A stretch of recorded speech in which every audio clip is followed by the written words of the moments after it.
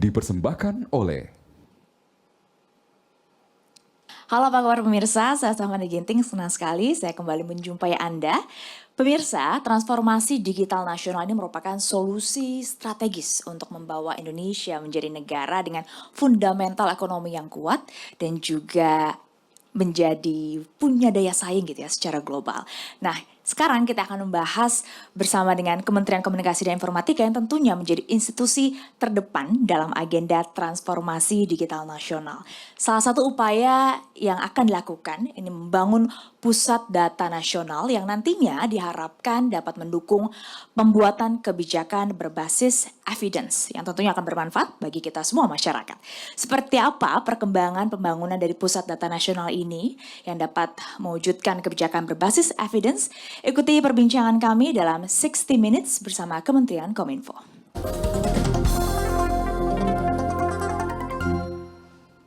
dipersembahkan oleh Saat ini saya sudah bersama dengan Direktur Jenderal Aplikasi Informatika Kementerian Kominfo, Bapak Samuel Abriani Pangrepan. Apa kabar Pak Semi? Kemudian saya juga sudah bersama dengan PLT Kepala Badan Pusat Statistik, ada Ibu Amalia Adininggar Widya Santi. Ibu Amal, apa kabar? Baik, alhamdulillah. Alhamdulillah, terima kasih banyak Bapak Ibu sudah berkenan hadir berbincang pada hari ini. Sebelum kita ngobrol panjang lebar nih, mungkin Pak Semi bisa jelaskan dulu kepada kita semua. Jadi apa sih sebenarnya Pusat Data Nasional itu Pak Semi? Ya, Pusat Data Nasional itu adalah sebuah ekosistem infrastruktur digital yang kita butuhkan pada saat kita memutuskan untuk bertransformasi bertransformasi digital. Jadi kalau kita lihat saat ini pemerintah itu di seluruh Indonesia, kementerian, lembaga dan daerah itu kita punya 2.700 so-called data center. Kenapa saya pakai tanda kutip? Karena memang hanya 3% yang bisa benar-benar dinyatakan itu sebagai data center. Selebihnya ya ada ruang server lah, ada dulu waktu 2003 kita melakukan yang namanya proses digitalisasi, ada ruang kosong kayak gini, dipasang raised floor, dikasih AC, dipasang rak, beli server, lah itulah. Nah itu pada dalam berjalannya waktu itu memerlukan biaya yang tinggi. Karena pertama ada masalah ya tadi biayanya tinggi, pengendaliannya juga susah, dan juga belum terintegrasi satu sama yang lain. Akhirnya data kita tercecer di mana-mana. Nah untuk itu kita melalui Perpres 95 2018, Presiden menginstruksikan atau membuat aturan bagaimana kita mesederhanakan yang namanya infrastruktur digital pemerintahan. Nah, salah satunya adalah data center. Inilah jadi supaya tadi data-data ini bisa terkoneksi dengan satu sama yang lain, biayanya kita bisa tekan dan kita tahu data ini ada di mana dan saling bicara lah, bisa lebih mudah. Itu tujuannya dari kita membangun data center. Nah, itu garis besarnya. Nah, data center nasional sendiri itu apa sih sebenarnya?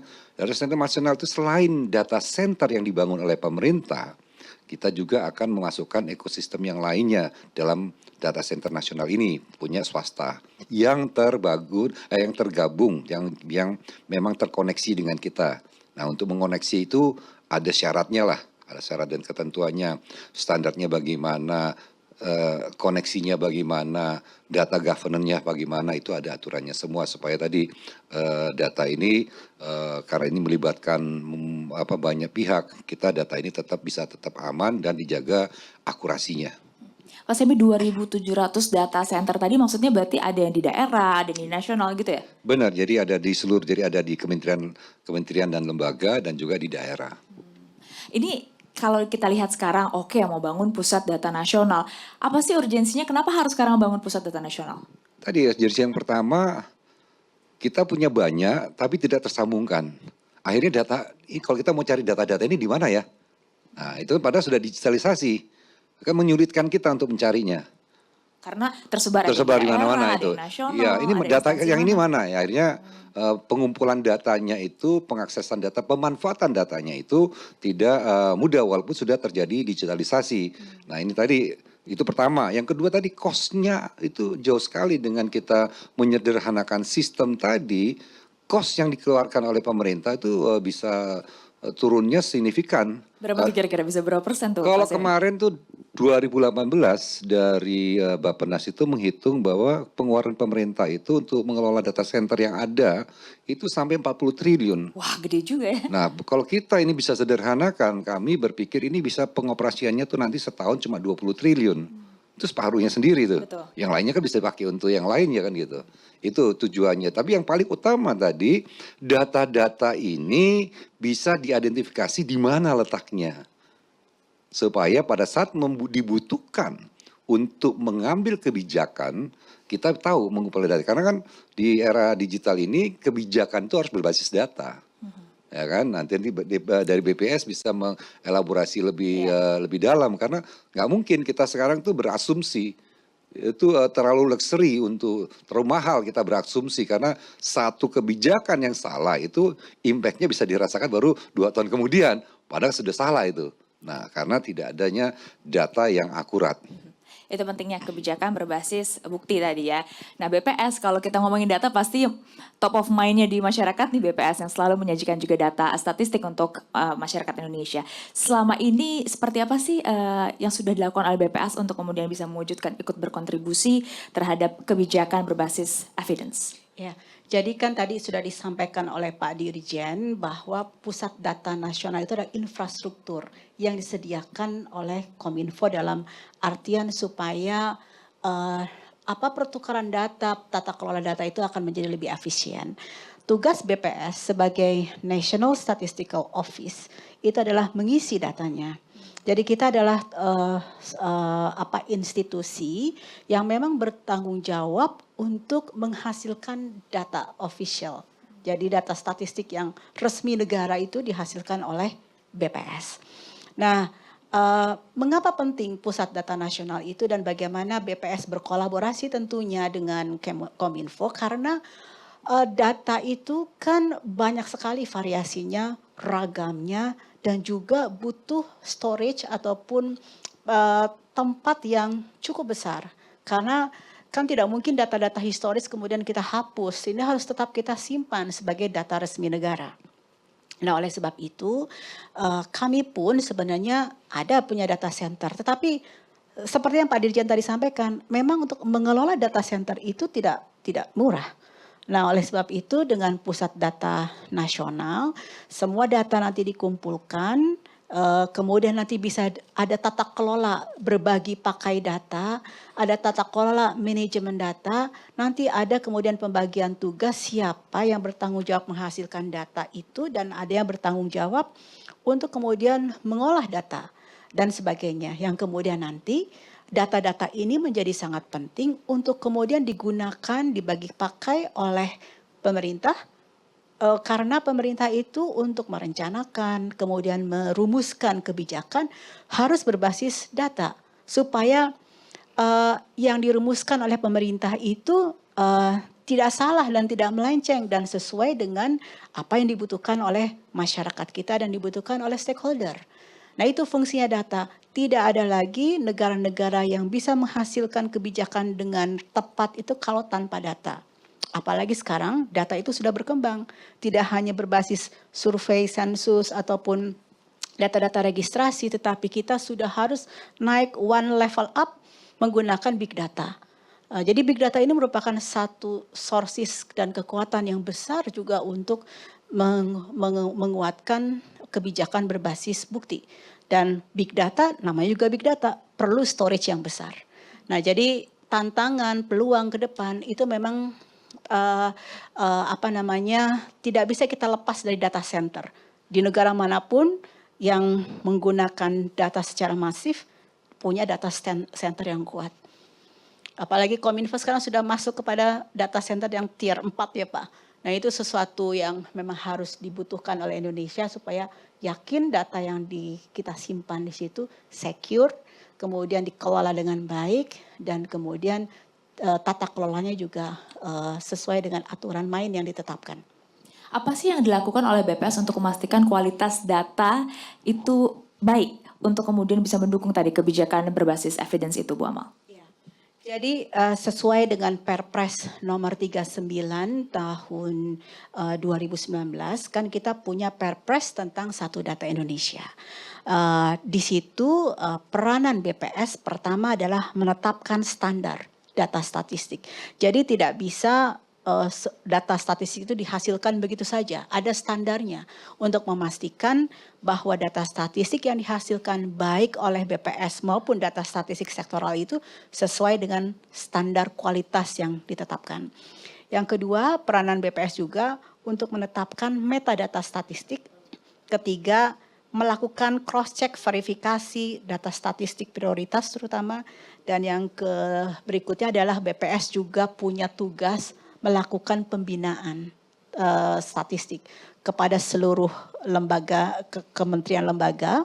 Kami juga punya kewajiban untuk melakukan pembinaan statistik kepada stakeholder terkait. Jadi artinya untuk memastikan bahwa siapapun yang menghasilkan data statistik itu sesuai dengan standar yang ditetapkan, dan BPS pun waktu kita menghasilkan data pasti harus mengacu kepada kaidah-kaidah standar statistik internasional. Jadi terpercaya begitu ya. Datanya sudah terpercaya, kemudian nanti juga akan disimpan untuk kepentingan kebijakan berbasis evidence. Nah, pertanyaannya tadi yang disebutkan juga menyimpan data itu tidak mudah, apalagi datanya semua terintegrasi. Bagaimana caranya? Apa yang akan dilakukan oleh Kementerian Kominfo? Kita bahas di 60 Minutes bersama Kementerian Kominfo. Dipersembahkan oleh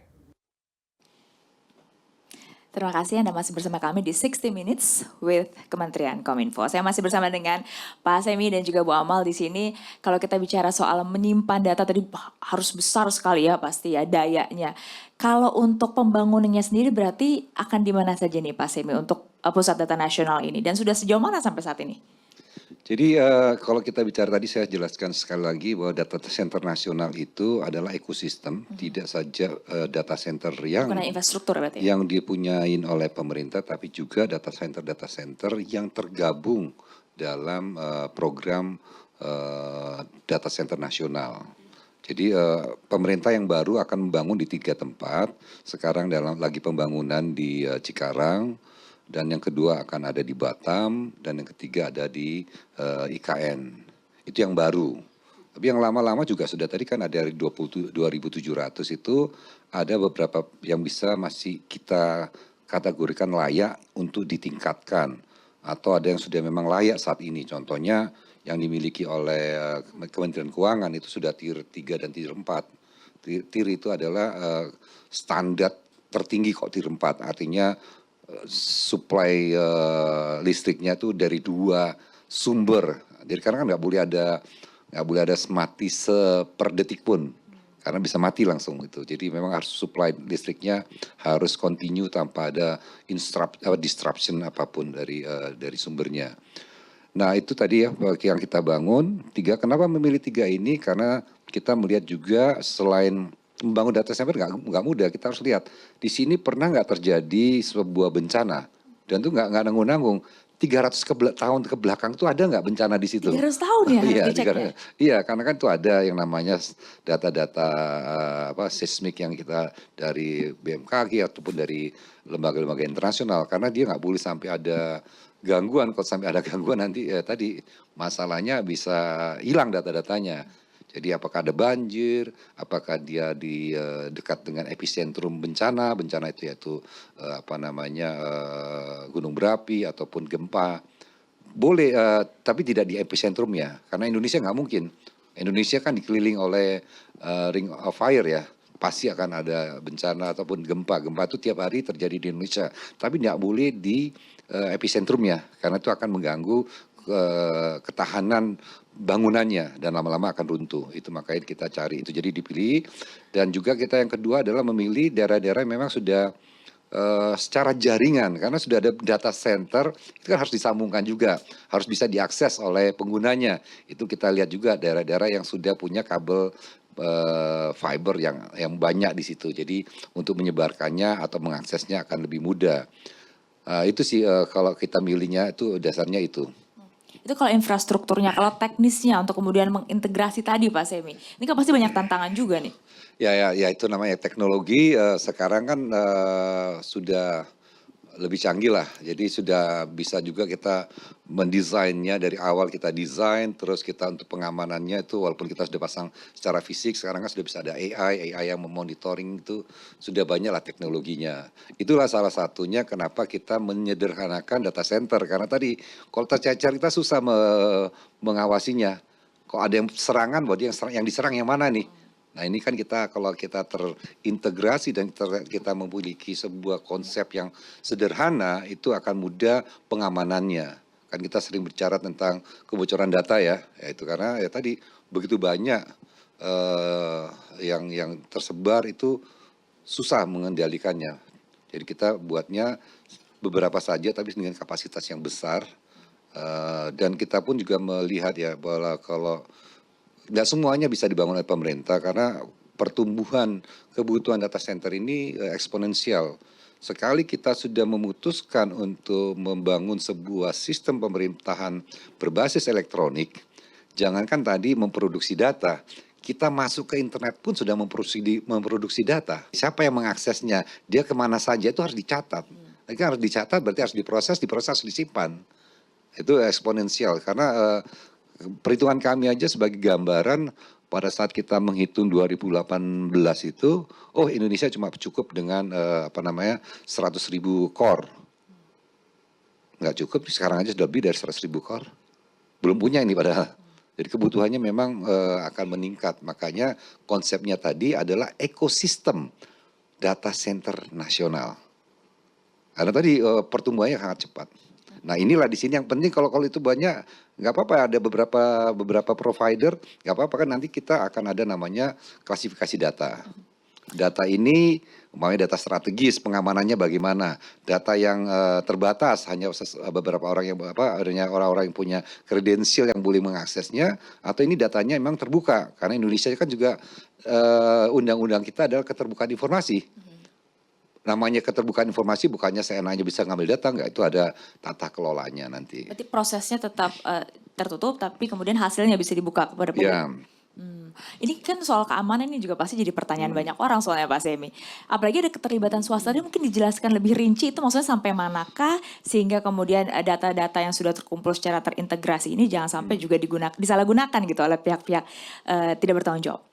Nah itu justru menariknya di dunia digital. Sebenarnya apa yang kita lakukan di ruang digital itu bisa terdeteksi. Jadi ada jejaknya. Jadi ada orang ngambil data itu pasti ada jejaknya. Kalau dia membangun sistemnya dengan baik ya. Pasti nggak mungkin dia begitu ada orang masuk tanpa izin pun, masuknya lewat jendela kita pun, harusnya sistem itu memberikan alarm. Loh ini kok ada orang masuk tanpa ya ini ya. Nah ini yang saya rasa kalau serangan dari luar, kita tidak terlalu takut lah, biasanya memang sistemnya sudah dibangun di sedemikian rupa tahan terhadap serangan itu. Nah yang kita juga harus lakukan tata kelolanya adalah apabila ada serangannya dari dalam. Karena kan banyak, di pemerintahan itu kan ada 4,5 juta. Nah dia boleh mengakses apa? Nah itu yang kita juga harus pantau, bukan hanya dari luar ke dalam tapi dalam keluar. Nah yang nanti kita juga bangun juga selain tadi data center nasional, bagaimana komunikasinya antara sesama pemerintah.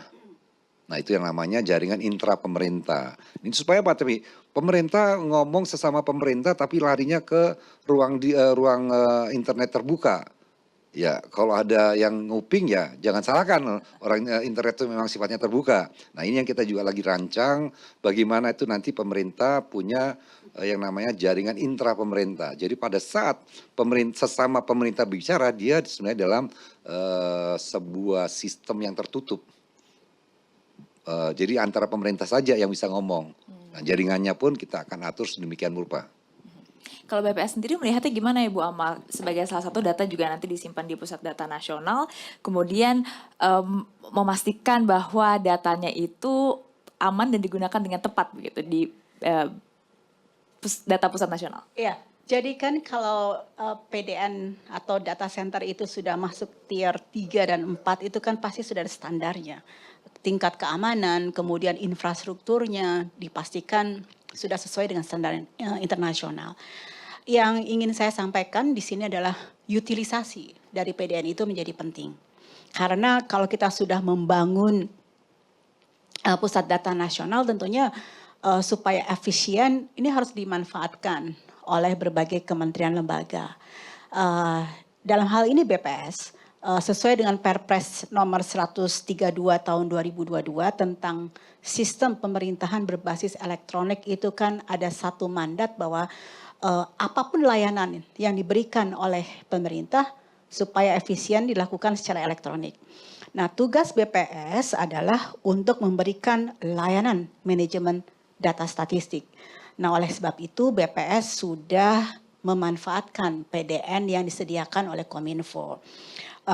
Karena kami juga punya data center yang salah satunya ada di Kalimantan Selatan dan di beberapa tempat ini sudah terkoneksi dengan pusat data nasionalnya Kominfo, di mana koneksi ini terhubung, tentunya PDN data center yang kita miliki dihubungkan dengan PDN ini dengan koneksi yang aman, dan tentunya nanti diharapkan dengan koneksi ini ke depannya akan menjadi satu bagian ekosistem yang tadi disebutkan oleh Pak Dirjen, ini menjadi satu ekosistem pusat data nasional yang memudahkan bagi pakai, kemudian tetapi secara aman. Ya. Saya ingin mengambil satu contoh. Ada satu data besar yang dihasilkan oleh BPS yang dimaksudkan untuk membantu pemerintah mempertajam penyaluran bantuan sosial. Itu yang terkenal dengan nama Reksosek. Reksosek itu adalah sensus yang mencakup 78 juta, kira-kira 78 juta keluarga kita data, dan itu cakupannya kira-kira 248 juta orang. Jadi kan hampir sekitar 96% dari 97% dari manusia Indonesia itu terdata melalui data Reksosek by name, by address. Nah, ini kan data yang besar. Tetapi karena memang BPS tidak diperbolehkan mengeluarkan data by name by address sesuai dengan undang-undang statistik. Kemudian kami menyerahkan data itu kepada Kementerian PPN Bappenas, tapi data itu kami letakkan di PDN. Sehingga nanti kalau KL-KL ataupun kementerian yang ingin memanfaatkan data Reksosek untuk merumuskan, mempertajam kebijakan-kebijakan terkait kebijakan sosial maupun ekonomi. Karena Reksosek itu adalah registrasi sosial ekonomi. Jadi bukan hanya data sosial, tapi ada data ekonomi di dalamnya. Karena kaya sekali data Reksosek itu. Dan yang membutuhkan data Reksosek ini tidak hanya satu kementerian. Berbagai kementerian. Kementerian PPN untuk merencanakan perencanaan. Kementerian Sosial. Kemudian nanti Kementerian Keuangan untuk memastikan penyaluran uangnya sampai kepada penerima yang tepat. Okay. Jadi artinya ini yang pentingnya PDN, inilah salah satu contoh aplikasi yang untuk berbagi pakai, tapi secure dan datanya juga kaya. Itu konkretnya. Kita jeda dulu Pak Semi untuk kemudian tunggu jawaban supaya penasaran pemirsa apa kira-kira jawaban dari Pak Semi. Usai jeda di 60 Minutes bersama Kementerian Kominfo.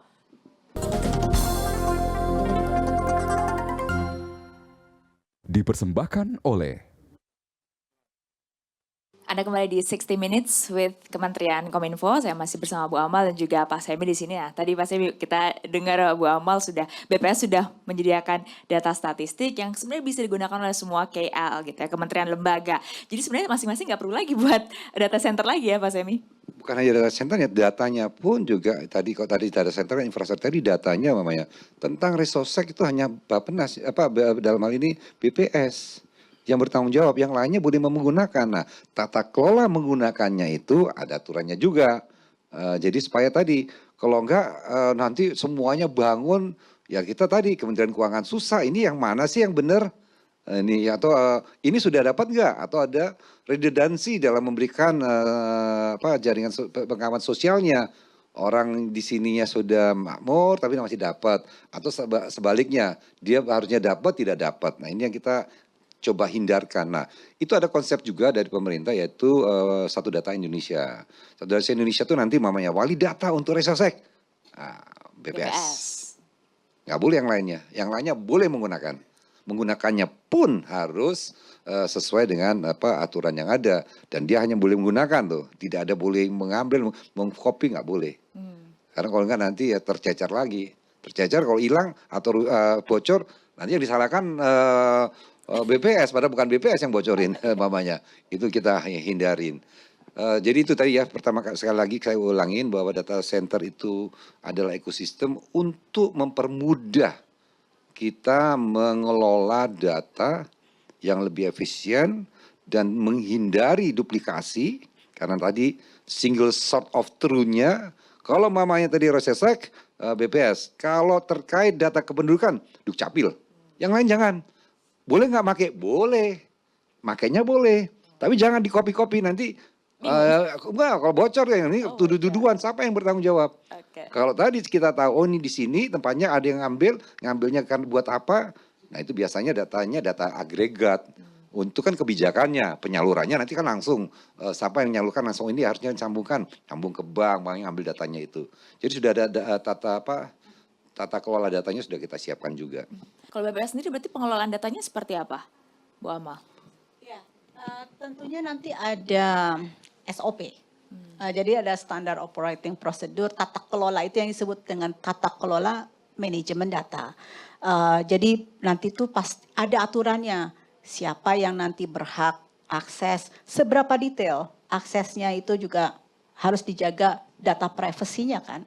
Jadi tidak mungkin nanti misalnya kemudian kita bisa menyebarluaskan walaupun data yang dikumpulkan oleh BPS itu by name by address. Tetapi BPS juga dan nanti di PDN harus bisa menjamin privacy data. Itu ada aturannya dan dilindungi oleh undang-undang. Nah oleh sebab itu nanti stakeholder bisa menggunakan yang tadi kata Pak Dirjen, menggunakan mengakses data boleh, tetapi seberapa detail itu juga akan diatur. Karena tidak boleh sembarangan orang kemudian bisa mengakses by name by address. Itu kan adalah rahasia responden. Nah, itu yang pertama. Yang kedua, dengan PDN ini yang saya garis bawahi adalah data itu kan kaya sekali yang dihasilkan oleh BPS. Dan tentunya BPS sebagai National Statistical Office atau sebagai lembaga resmi negara yang menghasilkan data-data resmi negara itu juga bertanggung jawab untuk menyebarluaskan. Nggak boleh kemudian kita simpan saja. Dan ketiga, BPS di sini kan kita independen sifatnya. Artinya kita mengukur data, menghasilkan data statistik ini secara objektif. Kita tidak punya kepentingan. Karena kita bukan sektoral. Kita adalah lembaga yang menghasilkan statistik resmi negara dan kami menghasilkan statistik secara objektif. Nah oleh sebab itu karena data yang dihasilkan oleh kami ini objektif, ini sangat penting untuk menghasilkan evidence-based policy atau kebijakan berbasis fakta yang objektif. Nah itulah sebenarnya kami menggaranti bahwa memastikan data yang kami hasilkan berkualitas sesuai standar statistik dan objektif. Sehingga nanti yang memakai data BPS ini menjadi confident. Tidak ada kepentingan tertentu, tidak ada unsur-unsur tertentu yang mau dinaikkan atau diturunkan begitu. Tapi ini adalah berbasis fakta yang kami temukan di lapangan. Datanya sudah berkualitas, tapi sebenarnya culture dari kementerian lembaga kita ini memang sudah sebegitunya menggunakan data untuk membuat kebijakan. Sudah banyakkah kementerian lembaga yang kemudian selalu mengutamakan kebijakan based on evidence, Bu Amal? Saya pikir sekarang kecenderungannya akan begitu. Karena kalau kementerian tidak menggunakan data dalam merumuskan kebijakan, nanti hasilnya asumsi yang tadi kayak Pak Dirjen sampaikan.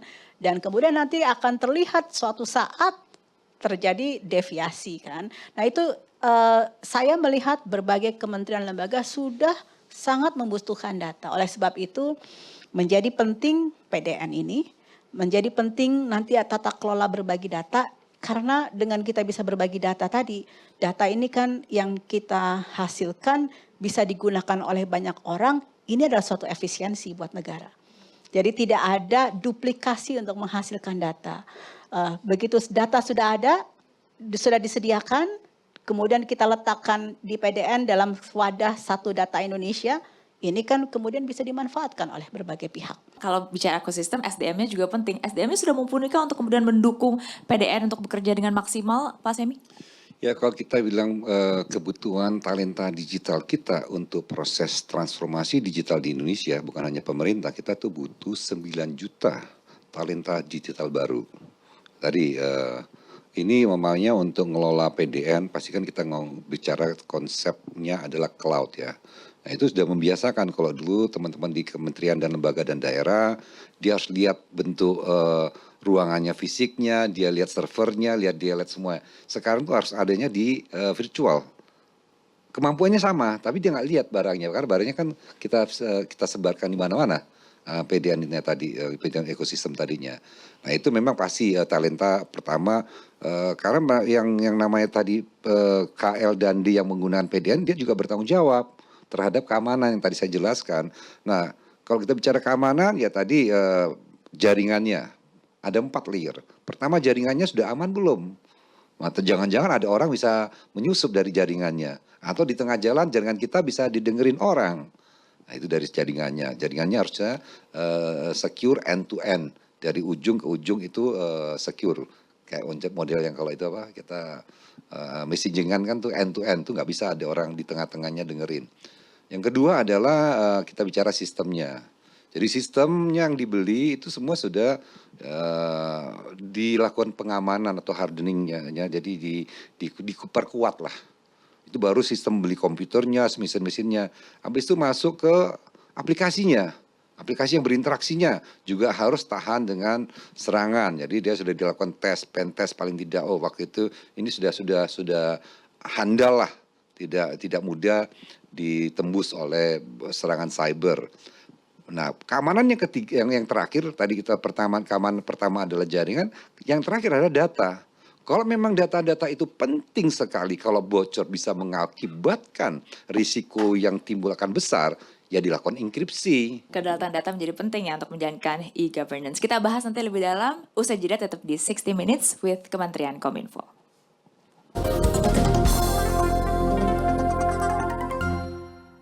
Bahkan oleh Kembali di 60 Minutes bersama Kementerian Kominfo, masih ada Pak Semi dan juga Bu Amal di sini. Nah, di studio BTV sudah hadir audiens juga bersama dengan kita. Kita kasih kesempatan untuk memberikan pertanyaan kepada dua narasumber kita pada hari ini. Mungkin kalau ada yang mau bertanya, silahkan. Oh, silahkan, boleh dibantu. Halo, selamat sore Pak. Saya mau bertanya kepada Pak Samuel. Dengan adanya PDN, bagaimana penggunaan satu data Indonesia sebagai bagian dari transformasi digital nasional memberikan keuntungan bagi Indonesia? Baik, terima kasih pertanyaannya. Silakan langsung saja Pak Semi. Itu justru tujuannya kita membentuk, jadi harus ada sistemnya juga, sistem pemerintahan berbasis elektronik. Kenapa? Tadi biar data-data yang dimiliki pemerintah itu bisa dimanfaatkan untuk dianalisa. Yang tadi base evidence yang dikatakan oleh BPS. Jadi bukan hanya tadi data-data statistik, tapi mungkin jangan-jangan kita bisa melakukan analisis, jangan cara kerja bisnis prosesnya pemerintah perlu diperbaikin. Itu bisa dari data-data itu. Nah itu tujuannya ke sana. Jadi dengan kita bangun ini adalah kalau PDN-nya sendiri itu adalah bagian konsep keseluruhannya itu adalah sistem pemerintahan berbasis elektronik. Kenapa kita mau menuju ke sana? Karena ya tadi bagian daripada transformasi digital, demandingnya masyarakat itu sudah tinggi. Suruh ngantri aja bisa dibully gitu pemerintah, di ngurusin KTP kelamaan bisa dibully tuh.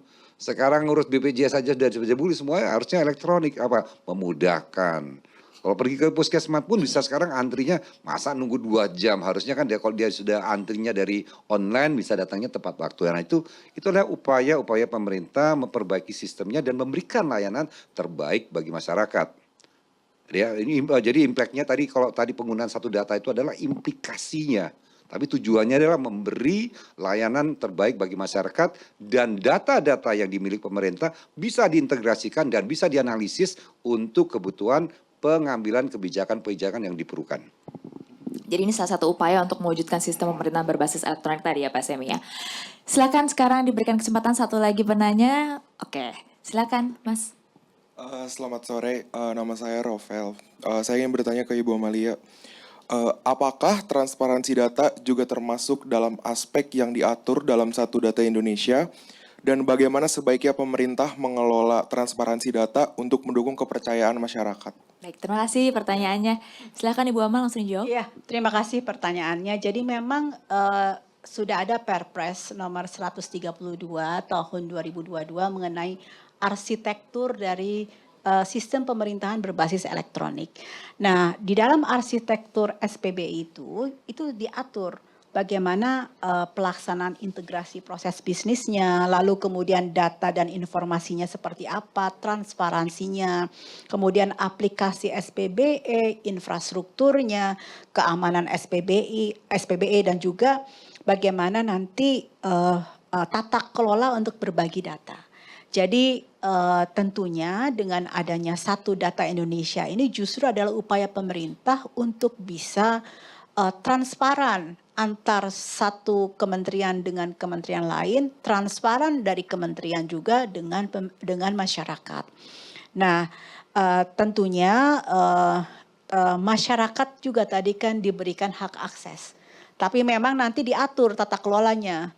Aksesnya kan nggak mungkin sampai by name by address karena itu kan menyangkut privacy. Ibu kalau misalnya atau bapak kita sensus, kita tanya data-datanya kan nggak mau dong datanya kemudian disebar-sebarkan ke orang lain. Nah, jadi aturan transparansi itu tentunya ada layeringnya. Siapa yang boleh mengakses by name by address, siapa yang nanti hanya sampai data agregat. Tetapi datanya tetap data yang harus transparan dan tidak ada disembunyikan. Itu yang pertama. Yang kedua, tadi melengkapi yang disampaikan oleh Pak Dirjen, tentunya PDN ini kan sangat penting dalam rangka kita mendukung transformasi digital. Transformasi digital itu kan syaratnya ada berbagai. Pertama, pengayaan infrastruktur digital. PDN adalah bagian dari perkuatan dari infrastruktur digital. Tapi kita juga harus ada menyiapkan talenta digital, kerangka regulasi dan institusi yang memadai dan juga berbagai upaya lain. Indonesia kalau kita tidak ikut transformasi digital, kita akan ketinggalan dari negara lain. Jadi ini merupakan satu upaya penting dari pemerintah membangun infrastruktur digital. BPS tugasnya adalah bagaimana mendukung ketersediaan infrastruktur digital ini dengan data-data yang bervariasi dan berkualitas. Iya, silakan Pak Semi. Jadi tadi dikatakan juga kalau terkait transparansi yang kita lagi tekankan ini ada justru penggunaan AI. Pasti nantinya pemerintah juga akan menggunakan AI dalam menganalisa data-data yang ada. Bagaimana algoritma yang kita gunakan itu harus transparan. Jangan sampai justru penggunaan teknologi itu justru menjadi bias dan justru terjadi diskriminasi.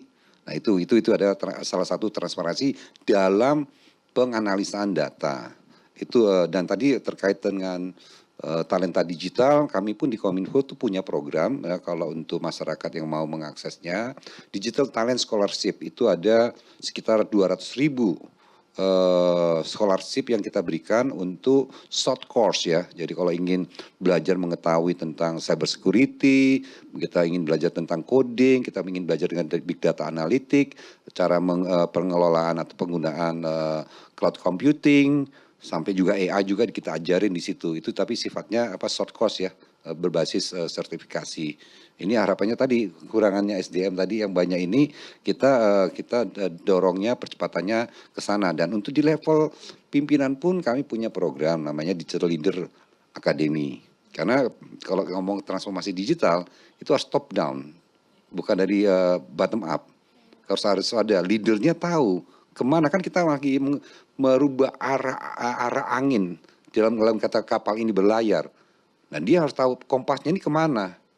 Jadi jangan sampai dia mengarahkan yang salah, jadi ya kita nggak nyampe ke tempat tujuannya. Jadi kita leadernya itu harus paham tentang digital transformation.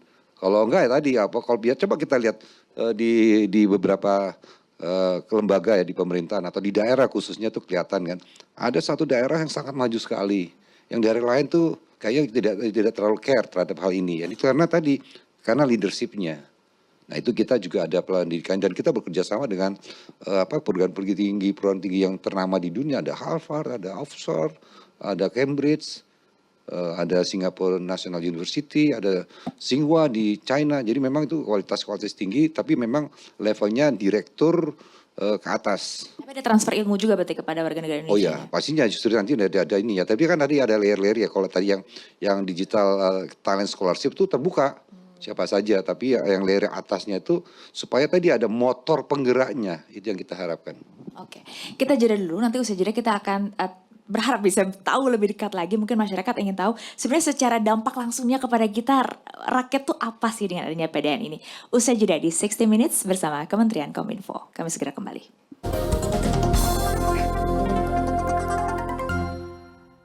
Dipersembahkan oleh Kembali di 60 Minutes bersama Kementerian Kominfo. Kita akan kasih kesempatan lagi untuk audiens memberikan pertanyaan kepada Pak Semi maupun Bu Amal. Silahkan.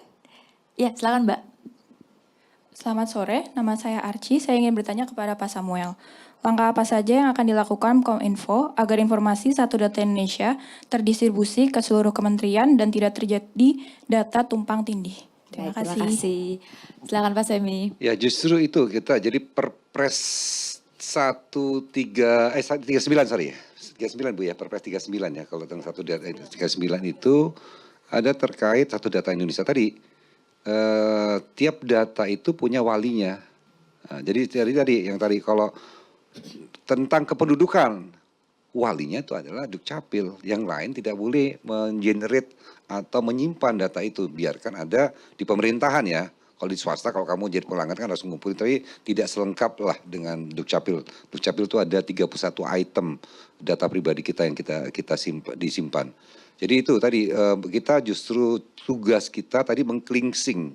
Jadi waktu kita membangun satu data Indonesia tadi, ini ada di mana? Siapa yang punya? Oh ini kok redundant.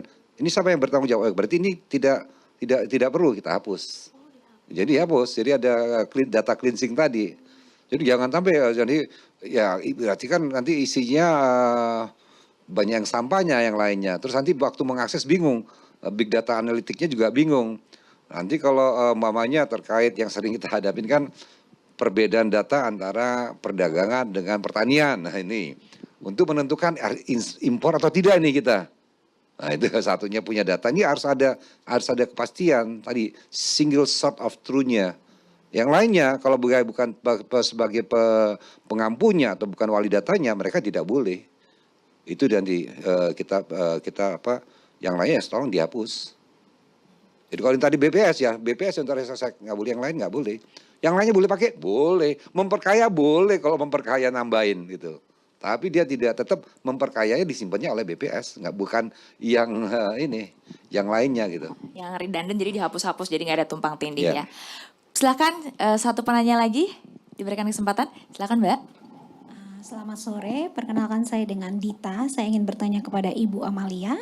Apa saja upaya yang seharusnya dilakukan agar kebijakan satu data ini dapat berjalan sesuai dengan perkembangan teknologi dan kebutuhan di masyarakat?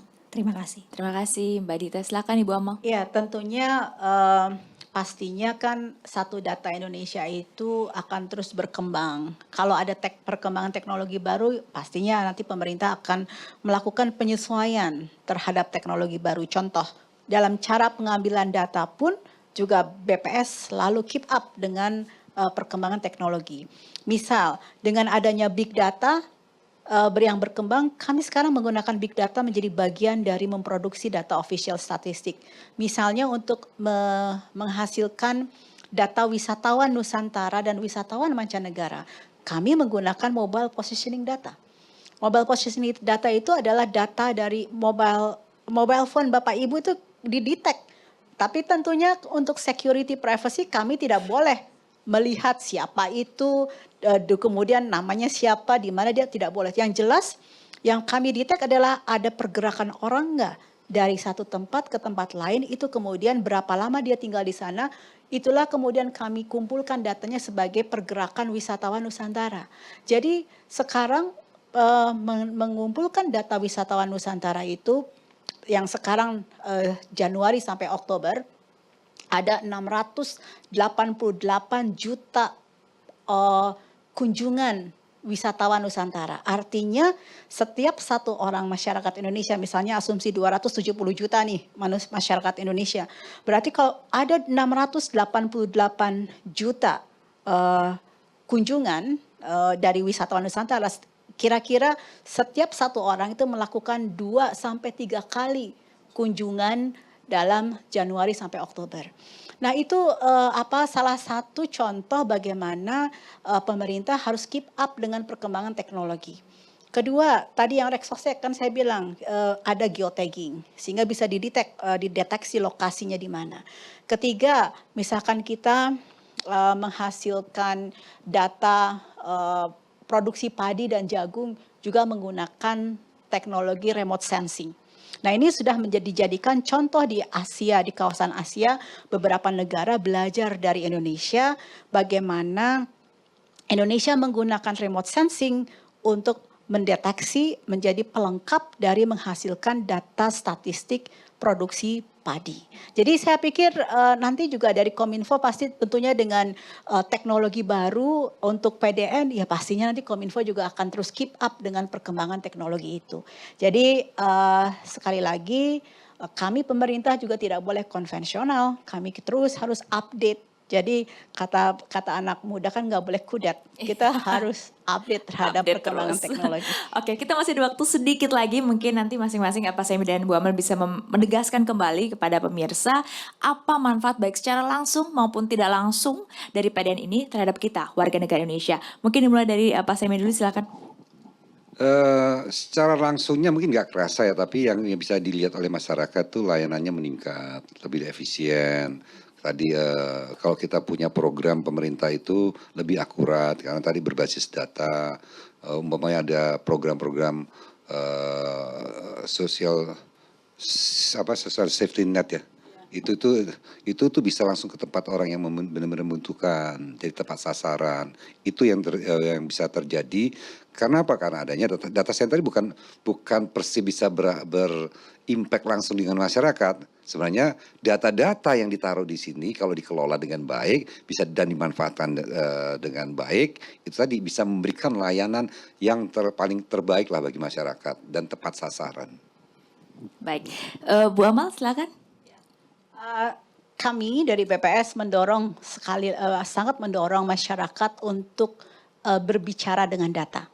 Jadi jangan pakai asumsi, jangan percaya dengan informasi tanpa fakta dan tanpa data. Mari kita berbicara dengan data. Oleh sebab itu BPS dengan senang hati bisa membagi data dengan masyarakat dan kami pun terus meningkatkan layanan statistik secara prima dan kami juga melakukan redesign dari website kami untuk kemudian para pengguna bisa memiliki pengalaman untuk mengambil data dengan mudah dan lebih baik, dan artinya website sekarang kami sudah redesign supaya lebih user friendly. Oleh sebab itu mari kunjungi websitenya BPS. Gunakan data untuk berbicara, gunakan data untuk kemudian kita melakukan analisis ataupun juga untuk kita melihat masa depan. Baik, terima kasih Ibu Amalia, PLT Kepala BPS, juga ada Pak Samuel sebagai Dirjen Aplikasi Informatika Kementerian Kominfo. Terima kasih banyak Bapak, Ibu. Terima kasih juga Anda sudah menonton 60 Minutes bersama Kementerian Kominfo. Saya Samari Ginting bersama kru yang bertugas mengucapkan terima kasih atas kebersamaan Anda. Sampai jumpa.